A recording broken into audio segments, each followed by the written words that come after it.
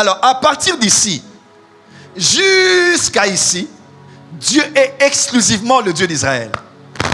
Voilà pourquoi, quand Jésus est venu, Jésus disait, je suis venu exclusivement pour sauver les brebis perdues de la maison d'Israël. Il n'était venu que pour Israël. Il est venu vers les siens comparativement aux prophéties de ses ancêtres, les prophètes, qui disaient que Dieu allait envoyer quelqu'un pour les sauver, quelqu'un pour les sauver, quelqu'un pour les sauver. Mais Jean nous explique bien, il est venu vers les siens, mais les siens ne l'ont pas reçu. Maintenant, tous ceux qui l'ont reçu, la parole leur a donné le pouvoir de devenir enfants de Dieu.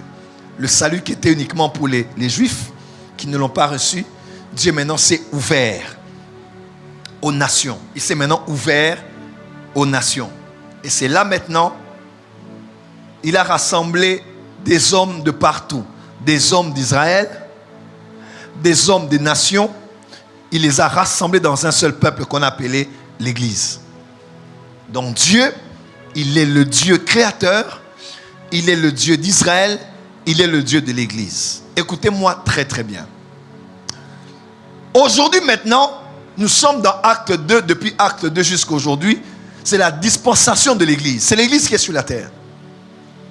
Et nous sommes dans l'Église, nous avons Jésus dans nos cœurs, nous avons nos Bibles en main, nous avons le Saint-Esprit en nous, nous avons les 5 ministères, nous avons les 9 dons spirituels, nous avons le fruit de l'Esprit, nous avons le sang de Jésus, nous avons les acquis de la rédemption, nous avons une promesse de la vie éternelle qui est déjà en nous.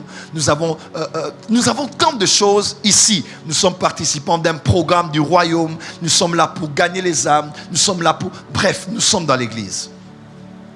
Mais beaucoup de chrétiens ne savent pas que le fait que Dieu est le Dieu Père de notre Seigneur Jésus-Christ ne l'a pas enlevé le fait qu'il est toujours le Dieu créateur. Et il est toujours le Dieu d'Israël. Voilà pourquoi Paul a dit, le verset qu'on a lu, il parle de ne pas être en scandale, mais de chercher la gloire de Dieu dans ces 3 secteurs. 1, les Grecs, les nations. Deuxièmement, Israël.